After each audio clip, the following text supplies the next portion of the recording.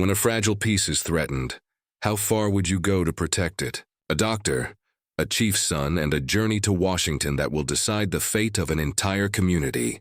Some battles can't be won with medicine alone. Thank you so much for watching and for all your comments. Let me know at the end if you like the story, and where you're watching from and why you're following this. When a fragile peace is threatened, how far would you go to protect it? A doctor, a chief's son, and a journey to Washington that will decide the fate of an entire community. Some battles can't be won with medicine alone. Thank you so much for watching and for all your comments. Let me know at the end if you like the story, and where you're watching from and why you're following this.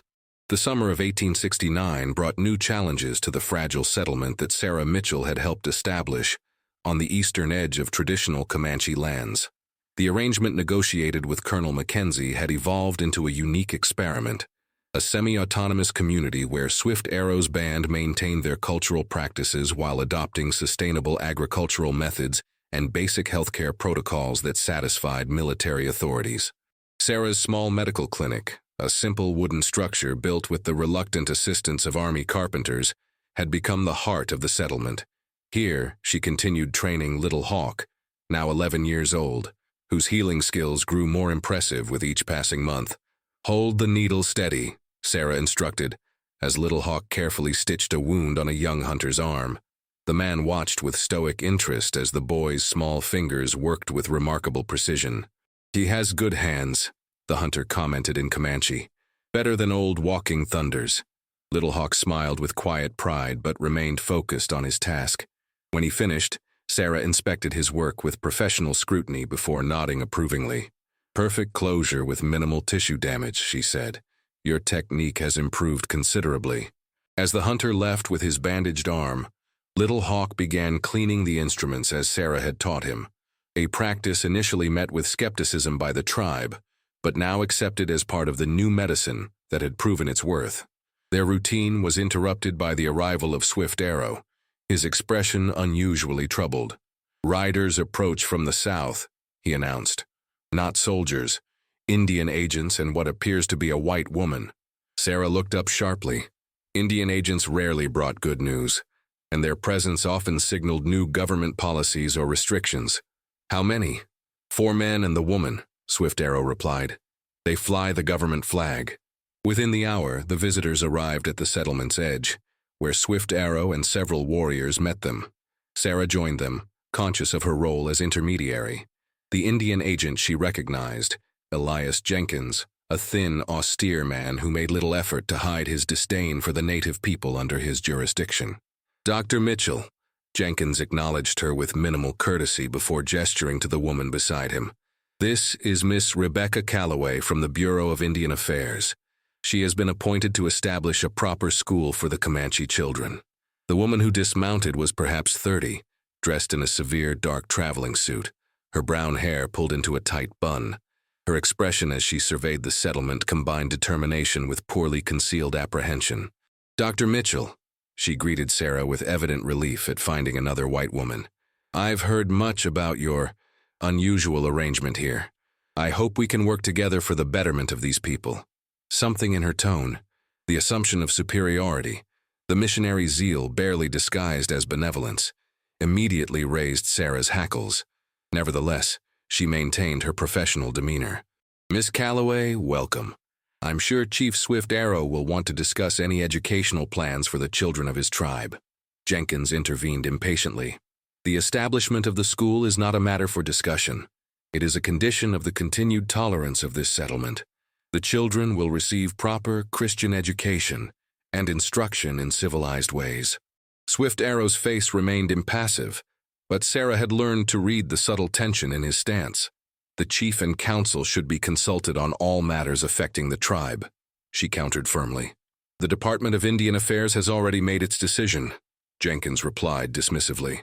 "Construction of the schoolhouse will begin next week. Miss Calloway will require appropriate accommodations until then." That evening, a tense council meeting was held.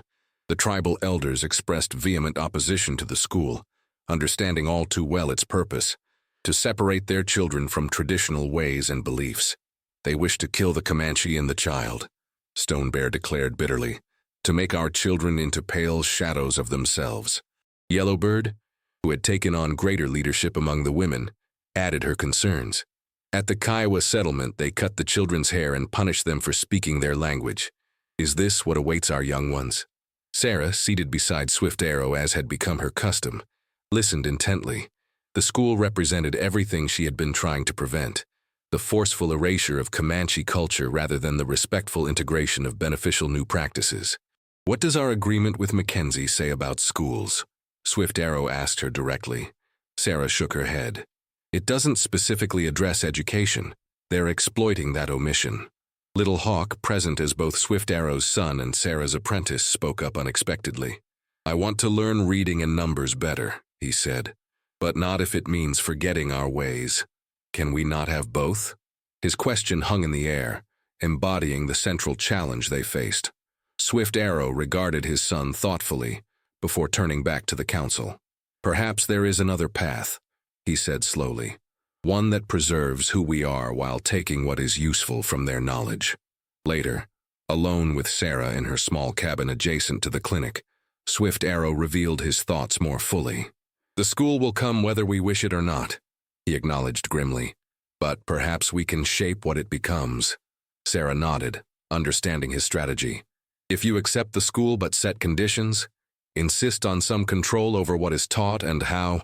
Exactly, Swift Arrow confirmed. And we will need your help. The woman teacher respects you as another white, educated woman. She will listen to you when she would dismiss our concerns. Sarah felt the weight of responsibility settle on her shoulders. She had committed herself to this community, to helping them navigate the treacherous path between preservation and adaptation. Now that commitment would be tested as never before. I'll speak with Miss Calloway tomorrow, she agreed. But first I need to understand her better, her motivations, her beliefs. That night, as she prepared for bed, Sarah reflected on how completely her life had transformed in less than a year. From captive to advocate, from outsider to essential community member. The settler girl from Boston who had dreamed of a conventional medical practice in California had instead become something unprecedented, a bridge between worlds in a time of profound change. Outside her window, the stars shone brilliantly over the settlement that had become her home. Somewhere among the teepees that still dominated one side of the community, Little Hawk would be sleeping, his young mind perhaps troubled by the coming changes. Sarah made a silent promise to him, and to all the children whose futures hung in the balance. She would find a way to help them preserve what was precious, while acquiring the tools they needed to survive in the changing world.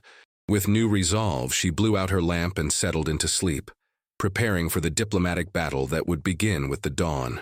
The schoolhouse rose quickly on the western edge of the settlement, its raw pine boards standing out starkly against the natural landscape. The government workers labored under Jenkins' impatient supervision, while Rebecca Calloway busied herself organizing supplies and preparing curricula. During this time, Sarah had made careful overtures to the schoolteacher, inviting her to the clinic and gradually introducing her to the realities of Comanche life. Their conversations revealed a woman of genuine conviction, if narrow perspective. These children deserve the same opportunities as any others, Rebecca insisted as they shared tea in Sarah's modest quarters. Reading, writing, arithmetic, these are universal tools for advancement. I don't disagree, Sarah replied carefully. But consider, would you learn more effectively if your teacher began by declaring everything you knew to be worthless? Or if they built upon your existing knowledge? Rebecca frowned slightly. These children have superstition, not knowledge. Sarah maintained her patience. Little Hawk can identify over 60 medicinal plants, understand their properties, and prepare them appropriately. He can track game by the faintest signs, predict weather changes by observing animal behavior, and recite his tribe's history through oral tradition. Is that not knowledge? Doubt flickered across Rebecca's features. I suppose there's a certain primitive wisdom there. Not primitive, Sarah corrected firmly. Different. Adapted perfectly to this environment over generations. What I'm suggesting is that you'll be more successful if you respect what they already know while introducing new concepts. These discussions continued over several weeks, gradually softening Rebecca's rigid approach. Meanwhile, Swift Arrow implemented his own strategy, appointing Yellowbird as a tribal representative to observe all school activities, a condition he had successfully negotiated with the reluctant Jenkins. The school opened in early September. The first day brought tense moments as Comanche parents reluctantly brought their children to the unfamiliar building. Many youngsters clung fearfully to their mothers, while others maintained the stoic demeanor expected of Comanche youth. Little Hawk, as the chief's son, entered first, setting an example, though he was older than most of the pupils. Sarah watched with a mixture of pride and concern as he straightened his shoulders and walked confidently into the schoolhouse. Inside, Rebecca had arranged wooden benches before a large slate board. Pictures of the alphabet lined the walls alongside maps of the United States and religious imagery that had made Sarah wince when she first saw them. Yellowbird took her place at the back of the room, her face unreadable. "Good morning, children," Rebecca began in English, her voice overly bright. "Welcome to your school." The children stared back silently, most not understanding her words. The moment teetered on the edge of disaster until Little Hawk stepped forward. "She welcomes you to the place of learning," he translated in Comanche, then turned to Rebecca. "Most do not yet understand your words. Perhaps I can help?" Rebecca hesitated, clearly not having anticipated this basic communication problem.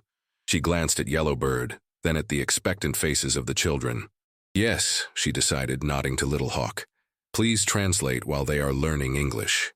This small concession, allowing Comanche to be spoken in the classroom, represented the first crack in the rigid assimilation model Jenkins had envisioned.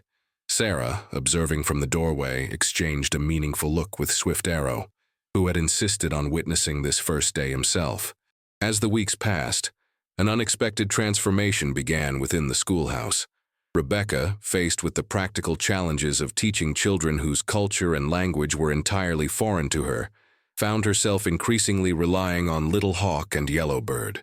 This necessity gradually evolved into genuine collaboration. One afternoon in late October, Sarah arrived at the school to find an unusual scene. Rebecca and Yellowbird seated together, deep in conversation as they compared English and Comanche words in a makeshift dictionary they were creating. "Dr. Mitchell," Rebecca greeted her, eyes bright with intellectual engagement. "Yellowbird has been explaining their numerical system. It's fascinating how they conceptualize quantities in relation to natural phenomena." Sarah concealed her surprise at this enthusiasm. "Have you considered incorporating some of their traditional stories into your reading lessons? They have rich oral traditions that would translate well." "Actually, yes," Rebecca replied, indicating a stack of papers. "Little Hawk has been helping me transcribe some of their legends. The children respond so much better when they recognize the content." This evolution, though encouraging, was not without opposition. When Agent Jenkins made his monthly inspection in November, he was visibly displeased by what he found. "This is not what the Bureau authorized," he snapped, pointing accusingly at the walls where Comanche symbols now hung alongside the English alphabet. "These children are to be taught American ways, not encouraged to cling to savage customs." Rebecca straightened, something new in her posture, a protective defiance that reminded Sarah of herself months earlier. "With all due respect, Mr. Jenkins, I am achieving far better results with this integrated approach. The children are learning English at a remarkable rate precisely because I'm connecting it to concepts they already understand." Jenkins scowled. "Miss Calloway, may I remind you that the purpose of this school is to civilize these children, not validate their primitive ways." "My purpose," Rebecca replied with quiet firmness, "is to educate them effectively, and I'm doing exactly that." The confrontation escalated until Sarah intervened, suggesting tactfully that Jenkins might wish to focus on the measurable progress. How many children could now recognize letters and simple English words after just 2 months? Though temporarily placated, Jenkins left with a warning. "Washington expects these children to be properly assimilated. I'll be reporting on this unusual methodology." After his departure, Rebecca sank into her chair, visibly shaken. "He could have me removed." "Yes," Sarah acknowledged, "but he would have to explain why he's interfering with a successful program. That's why documentation is crucial now. Keep detailed records of each child's progress." Rebecca nodded slowly. "I never expected to find myself defying the Bureau's approach. When I came here, I was so certain of my mission. Sarah smiled slightly. The Comanche have a saying, "A stream shapes the stone, but the stone also directs the stream." We all change each other. By December, as winter settled over the plains, the school had become an unexpected center of cultural exchange. Morning lessons focused on English, arithmetic, and American history, but afternoons now included Comanche elders sharing traditional knowledge, teaching children to preserve their cultural identity alongside their new skills. Little Hawk thrived in this environment, excelling in both worlds. His medical training with Sarah continued in the evenings, creating a demanding schedule that he embraced with determination beyond his years. "You should rest more," Sarah advised him one evening as they organized supplies in the clinic. "Even young bodies need proper sleep." Little Hawk shook his head. "There is too much to learn, and too little time." Something in his tone caught Sarah's attention. "What do you mean, too little time?" The boy hesitated, then spoke with unusual solemnity. "The old ways are changing quickly. I must gather as much knowledge as I can, both yours and my people's, before more is lost." His perception struck Sarah deeply. This child understood what many adults refused to see, that they lived in a moment of profound transition, where knowledge not preserved would vanish forever. That night, Sarah wrote in her journal, a practice she had maintained faithfully throughout her extraordinary journey. Her entry reflected on Little Hawk's wisdom and the unexpected alliance forming between herself, Yellowbird, and Rebecca, 3 women from entirely different worlds now united in a common purpose. What none of them realized was that their fragile progress would soon face its greatest test, as forces beyond their settlement were already in motion, forces that would threaten everything they had built. Spring brought renewal to the plains, painting the landscape with wild flowers and fresh grass. The settlement had expanded modestly over the winter, with several families constructing permanent wooden homes alongside their traditional teepees, a physical manifestation of the community's dual identity. Sarah's clinic had grown as well. A small addition now served as a training space where Little Hawk worked with 3 other Comanche youths who had shown interest in healing arts. Swift Arrow had initially questioned teaching sacred knowledge to those outside traditional healing lineages, but Sarah's results were difficult to argue with. Fewer deaths from common illnesses, successful treatments for injuries, even a difficult childbirth saved by her surgical intervention. One warm April morning, as Sarah inventoried her medical supplies, Stone Bear arrived with disturbing news.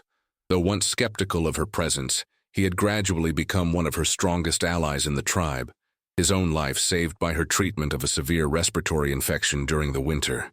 "Riders approach from Fort Richardson," he reported without preamble. "Many riders, soldiers and wagons." Sarah felt a chill despite the spring warmth. "How many?" "Perhaps 30 men, 2 large wagons." Stone Bear's expression remained stoic, but concern shadowed his eyes. "They fly no white flag of parley." Sarah immediately sought out Swift Arrow, finding him already organizing warriors in preparation for the unexpected visitors. The settlement had received regular military patrols, but never such a large contingent without prior notice. "I'll ride out to meet them," Sarah offered. "My presence may prevent misunderstandings." Swift Arrow nodded grimly. "Take Little Hawk with you. His English is nearly as good as yours now, and he should witness whatever comes." The approaching column became visible in the distance as Sarah and Little Hawk rode out from the settlement. Sarah recognized Colonel Mackenzie at its head, his face set in the hard lines of a man with unpleasant duty before him. Beside him rode Agent Jenkins, whose satisfied expression immediately raised Sarah's alarm. "Colonel Mackenzie," she greeted him formally as they met on the prairie. "This is an unexpected visit. I trust all is well at Fort Richardson." Mackenzie's gaze flickered briefly to Little Hawk before returning to Sarah. "Dr. Mitchell, I'm afraid this is not a social call. I have orders from the Department of War, coordinated with the Bureau of Indian Affairs." Jenkins produced an official-looking document from his saddlebag. "The experimental settlement has been deemed a failure," he announced with poorly concealed satisfaction. "All Comanche are to be relocated to the Fort Sill Reservation immediately. The school teacher will accompany them to continue education under proper supervision." Sarah felt as though the ground had dropped away beneath her. "On what basis has the settlement been deemed a failure?"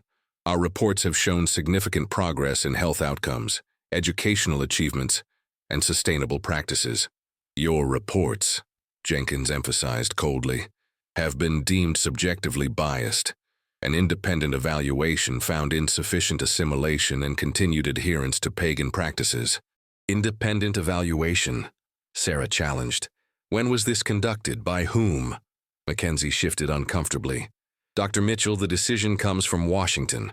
My orders are to escort all members of Swift Arrow's band to Fort Sill within 3 days. The settlement structures will be dismantled. Little Hawk, who had remained silent during this exchange, spoke up with remarkable composure for a child facing the destruction of his home. Colonel, our people have honored every condition of our agreement. We have caused no trouble, raised no weapons against whites. The boy's articulate English clearly surprised Jenkins, who scowled at this living contradiction of his claims of failure. Mackenzie's expression softened slightly. Son, this isn't about trouble. It's about progress. The department believes your people will advance faster on the established reservation. Advance toward what? Sarah asked pointedly. Disease? Starvation? Cultural extinction? Colonel, you've seen the reports from Fort Sill. The conditions are deplorable. Improvements are being made. Jenkins interjected sharply. Then let us remain here until those improvements are complete, Sarah countered. This community is thriving. The children are learning. The people are healthy. What possible benefit comes from destroying that? For a moment, doubt flickered in Mackenzie's eyes, but it hardened quickly into military resolve. My orders are clear, Doctor. I suggest you help facilitate a peaceful transition. Resistance would only bring suffering. The implicit threat hung in the air between them. Sarah glanced at Little Hawk, finding the boy watching her intently, waiting for guidance in this crisis. We'll deliver your message to Chief Swift Arrow, she said finally, but I request time for the council to discuss this development and prepare a response. Mackenzie nodded curtly. You have until tomorrow morning. We'll make camp here and await their decision, though I remind you, there is only one acceptable outcome. As they rode back to the settlement, Little Hawk remained unusually quiet. Only as they approached the outskirts did he speak, his voice low but steady. They will not take our land without resistance, he observed. Stone Bear and the younger warriors are already preparing. Sarah felt cold dread settle in her stomach. Fighting would be disastrous, Little Hawk. The soldiers have superior weapons and numbers. And we have nowhere to retreat, the boy replied with simple clarity. The reservation is slow death. Better to die quickly defending our home. His words, so mature, so fatalistic, struck Sarah to her core. This child had become dear to her, his brilliant mind and gentle spirit representing everything she had come to love about her adopted community. The thought of him dying in a hopeless last stand was unbearable. When they reached the settlement, they found Rebecca Calloway already in heated discussion with Swift Arrow and Yellow Bird. The schoolteacher's face was flushed with indignation.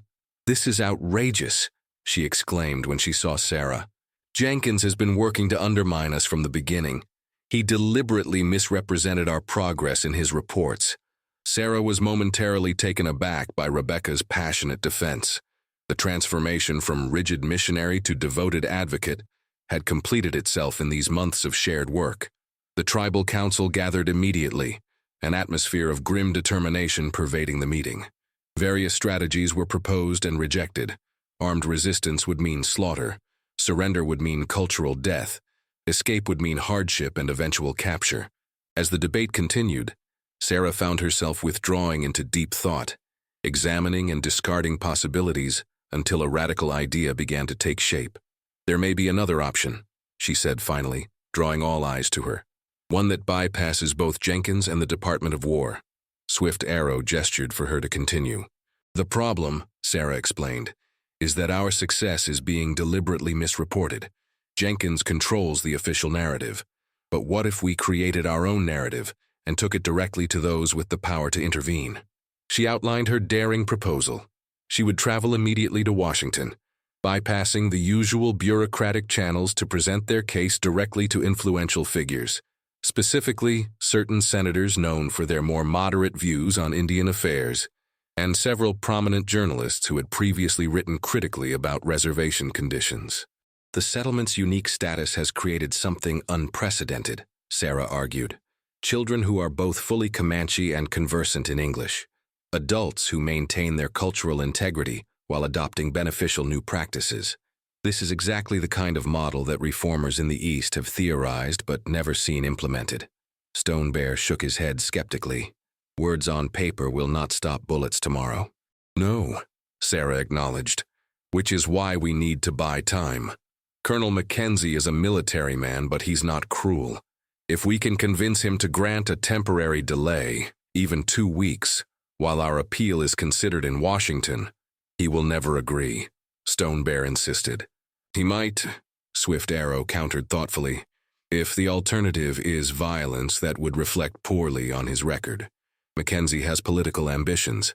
A peaceful resolution would serve him better than a bloody confrontation. The discussion continued into the night, weighing risks and alternatives until finally a consensus emerged. They would present Mackenzie with a formal request for delay, citing legal precedents and offering certain concessions to demonstrate good faith. Meanwhile, Sarah would depart immediately for Washington, taking with her documentation of their achievements and, crucially, Little Hawk as living proof of the settlement's success. I should remain with my people, Little Hawk protested when told of this plan. Yellowbird placed her hands on her son's shoulders. You are our voice now, she told him softly. The future of our people may depend on what you can show the leaders in the East. At dawn, Sarah and Swift Arrow rode back to the military camp. Mackenzie received them in his tent, Jenkins hovering nearby with poorly concealed impatience. Chief Swift Arrow has prepared a formal petition, Sarah began, presenting a document they had worked through the night to prepare. It requests a 30-day delay in enforcement while an appeal is considered in Washington. Mackenzie frowned as he scanned the document. This is highly irregular. So is dismantling a successful community based on falsified reports, Sarah replied pointedly, deliberately within Jenkins' hearing. We're prepared to accept interim oversight and additional inspections during the appeal process. Jenkins sputtered in outrage. This is merely a delay tactic, Colonel. Your orders are clear. Mackenzie silenced him with a gesture, studying Swift Arrow thoughtfully. If I were to consider this request, I would need assurances against any attempt to flee or resist during the delay period. Swift Arrow nodded solemnly. My word as chief. We seek only justice through your white man's system of laws. The negotiation continued for hours, Jenkins growing increasingly agitated as Mackenzie showed signs of considering the proposal. Finally, the colonel made his decision. I will grant a 20-day delay, he announced. During this time, Dr. Mitchell may present your appeal in Washington. My men will establish a perimeter around the settlement, not to imprison, but to observe. Any attempt to leave without authorization will terminate the agreement immediately. It was far from ideal, but it offered a chance. By midday, Sarah and Little Hawk were preparing for their journey east, gathering documents and evidence of the settlement's achievements. Rebecca provided detailed records of her students' progress, while Yellowbird contributed a poignant written statement that Sarah had helped her compose, describing the community from a mother's perspective. As they prepared to depart on horses provided reluctantly by Mackenzie, Swift Arrow took Sarah aside, his expression more vulnerable than she had ever seen it. You have become part of our circle, he said quietly. Whatever happens, know that you have earned a place in the heart of the Comanche. Sarah felt unexpected tears threatening. I'll do everything in my power to save what we've built. I know, he replied simply. Then, with a gesture that shocked her, he removed the eagle feather from his hair and placed it in her hand. Carry this. Let it remind those you speak to that we are a proud people, willing to adapt, but not to disappear. As they rode away from the settlement, Little Hawk sitting tall despite his obvious apprehension, Sarah clutching Swift Arrow's feather, the weight of responsibility settled heavily on her shoulders. 20 days to save a community. 20 days to challenge government policy. 20 days to prove that there could be a different path for Native peoples than the destructive cycle of resistance and forced relocation. The odds seemed impossible. Yet as she glanced at Little Hawk, seeing the determination in his young face, Sarah found her resolve hardening. Some battles had to be fought, no matter the odds. This was one of them. Washington City in late spring of 1870 bustled with post-war reconstruction and political intrigue. Sarah and Little Hawk arrived exhausted from their grueling journey, having traveled by horseback, stagecoach, and finally railroad to reach the nation's capital. The contrast between the natural rhythms of the settlement and the frantic pace of the city was jarring. Little Hawk, despite his remarkable composure, stayed close to Sarah as they navigated crowded streets, his eyes wide but watchful. "Are there always so many people?" he asked quietly as they sought accommodations. "In cities, yes," Sarah replied, guiding him through the throng. "Remember what we discussed. Some will stare because they've never seen a Comanche youth. Hold your head high." They found modest lodgings in a boarding house run by a widow named Mrs. Abernathy, who regarded Little Hawk with barely concealed suspicion until Sarah explained they were there on official business regarding Indian affairs. The mention of official business, coupled with Sarah's educated speech and physician's credentials, secured them rooms, though Mrs. Abernathy made it clear that meals would be served to Little Hawk in their quarters, not the common dining room. "Your people fear what they do not understand," Little Hawk observed that evening as they ate alone in Sarah's small room. "Yes," Sarah acknowledged, "which is precisely why we're here, to help them understand." Their first days in Washington brought frustrating setbacks. Appointment requests were denied or ignored. Government clerks dismissed Sarah's inquiries with patronizing smiles. Journalists seemed interested in the novelty of a female physician traveling with a civilized Indian boy, but showed little concern for the policy issues at stake. "We're running out of time," Sarah confessed after a particularly discouraging day. 12 of their 20 days had already elapsed with little progress. Little Hawk, who had endured countless stares and whispers with dignity beyond his years, surprised her with his response. "Perhaps we are using the wrong medicine for this sickness." Sarah looked at him curiously. "What do you mean?" "When treating snake venom, you taught me that sometimes the venom itself becomes part of the cure," the boy explained. "Here, the disease is fear and ignorance. Perhaps we must use that same fear differently." His insight sparked an idea in Sarah's mind. The next morning, rather than attempting another fruitless meeting with bureaucrats, she took Little Hawk to the offices of the Washington Chronicle, a newspaper known for its reform-minded editorials. "I have a story that will sell every copy of your newspaper," she told the skeptical editor, Frank Howard. "A story of government corruption, military overreach, and a remarkable experiment in Indian affairs being deliberately sabotaged." Howard's journalistic instincts were piqued, but he remained doubtful until Little Hawk stepped forward and delivered a prepared statement in flawless English, describing the settlement's achievements and the threat it now faced. The editor stared in astonishment. "The boy speaks better English than half my reporters." "He reads and writes it too," Sarah added. "He's also training in modern medicine while maintaining his people's traditional knowledge. This is what Jenkins and his supporters are trying to destroy, not because it's failing, but because it's succeeding in a way that challenges their narrative." Howard's story ran the next morning under a provocative headline: "Indian Policy Scandal. Successful Comanche Settlement Faces Destruction by Bureaucrats." The article featured Little Hawk's eloquent testimony alongside Sarah's detailed documentation of the settlement's achievements. The reaction was immediate. By afternoon, invitations arrived from 3 senators and the Commissioner of Indian Affairs himself. What bureaucracy had blocked, public interest had suddenly opened. Senator James Harlan of Iowa, chairman of the Committee on Indian Affairs, received them in his office the following day. A former Methodist minister with progressive views on Indian policy, he listened attentively as Sarah presented their case. "Dr. Mitchell," he said when she had finished, "what you describe is precisely the kind of approach many of us have advocated. Gradual, respectful integration that preserves native dignity while providing necessary skills for the changing world." "Then why is the War Department determined to destroy it?" Sarah challenged. Harlan sighed heavily. "Politics, I'm afraid.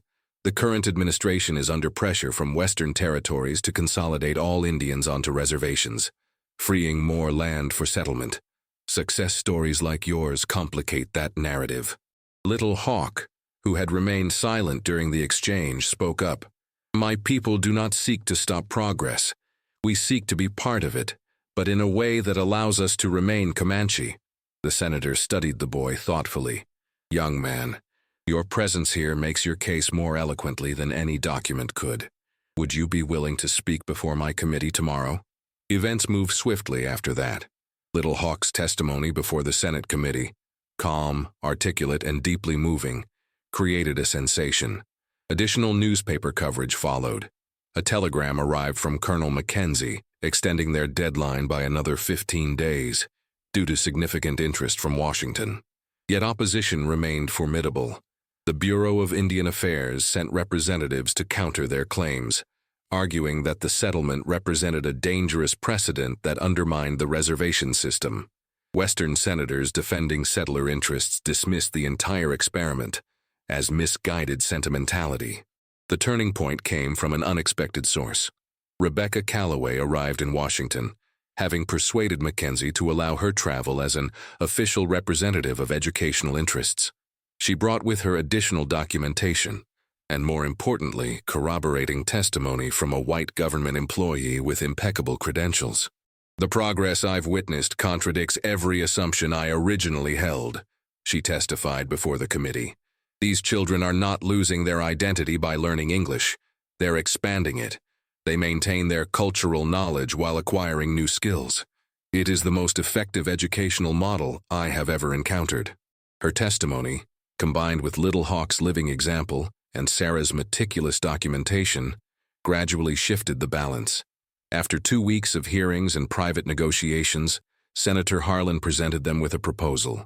The settlement would be officially recognized as an experimental Indian training community, under the joint supervision of the Bureau of Indian Affairs and the newly established Board of Indian Commissioners, a civilian oversight body. It's not perfect, he warned Sarah privately. Jenkins will be removed, but you'll still face scrutiny and opposition. The arrangement will be reviewed annually, and any regression could result in termination. But the immediate threat of removal is ended? Sarah pressed. Yes, Harlan confirmed.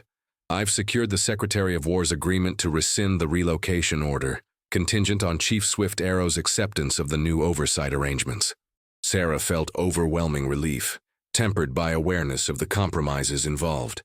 The chief will want to know about continued military presence. A small detachment will remain, ostensibly for protection but also for observation, Harlan admitted. That was non-negotiable, but Colonel Mackenzie has requested to maintain personal supervision of the arrangement, a surprising development that works in your favor, I believe. Sarah nodded, recognizing that Mackenzie's complex sense of honor made him a better ally than most alternatives. And the school? Miss Calloway will remain as head teacher with expanded resources, Harlan replied. The innovative dual-language approach she described has actually intrigued several educational reformers. As they prepared to return west with their partial but significant victory, Sarah took Little Hawk to the steps of the Capitol building, wanting him to understand the symbolic importance of what they had accomplished. This is where the power of this nation resides, she explained, gesturing to the imposing dome. Few of your people have ever walked these steps or had their voices heard within these walls. You have helped open a door that may never close again. Little Hawk surveyed the building thoughtfully. It is very large, he observed, but not as beautiful as the mountains of our homeland. Sarah smiled at the simple truth in his statement. Are you ready to go home? The boy nodded, a new confidence in his bearing. Yes, I have much to tell my father and the council, and much medicine still to learn from you.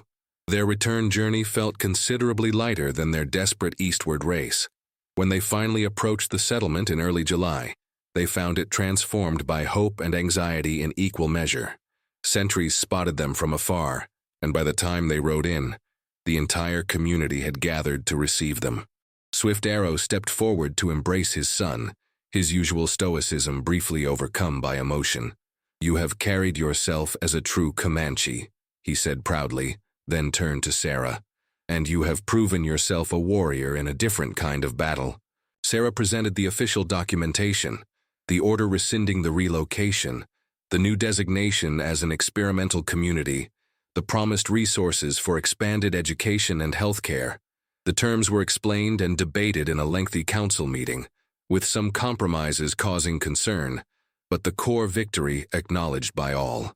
"We will remain on our land," Swift Arrow announced finally. "We will continue to walk between worlds, taking what is useful without surrendering who we are." That evening, as celebration fires burned throughout the settlement, Sarah found a quiet moment with Yellowbird. The two women had forged a deep friendship that transcended their different backgrounds, each learning from the other's strength and wisdom. "When I was taken captive," Sarah confessed, "I thought my life was ending. I could never have imagined it was only beginning." Yellowbird nodded, her eyes reflecting the firelight. "The Great Spirit works in ways we cannot see. You came to heal my son's body, but you have helped heal something larger, the path between our peoples." Sarah glanced across the gathering to where Little Hawk sat with Swift Arrow, animated as he described their experiences in Washington. The boy who had been her patient, then her student, had become something more, a symbol of what was possible when different worlds met with respect rather than domination. "The path ahead won't be easy," Sarah cautioned. "There will be more challenges, more officials who want to control rather than cooperate. All paths worth walking have difficulties," Yellowbird replied with simple wisdom. "But we will face them as we have faced this one, together." As summer stars appeared overhead, Sarah reflected on the extraordinary journey that had brought her to this place. From captive to healer, from outsider to essential community member, from solitary physician to part of something larger than herself. The settlement remained vulnerable, its future not guaranteed, but it had survived its greatest threat through the combined strength of people from two worlds who had learned to see beyond their differences. Little Hawk approached, interrupting her thoughts. "Teacher," he said, using the title that encompassed their complex relationship, "Rebecca wants to show you the new books that arrived while we were gone. And there's a man with a wound that needs your attention."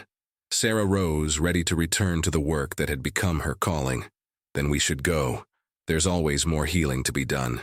As they walked together toward the clinic, Sarah realized that the conclusion of their Washington battle wasn't an ending at all, but rather the beginning of something more enduring. The settlement would continue to evolve, facing new challenges and opportunities. Little Hawk would grow into a healer who bridged two medical traditions, and she would remain here, in this unexpected home she had found among people once considered enemies. The impossible had indeed been accomplished, not through magic or miracles, but through courage, persistence, and the recognition of common humanity across seemingly unbridgeable divides. It was, Sarah reflected, the most powerful medicine of all,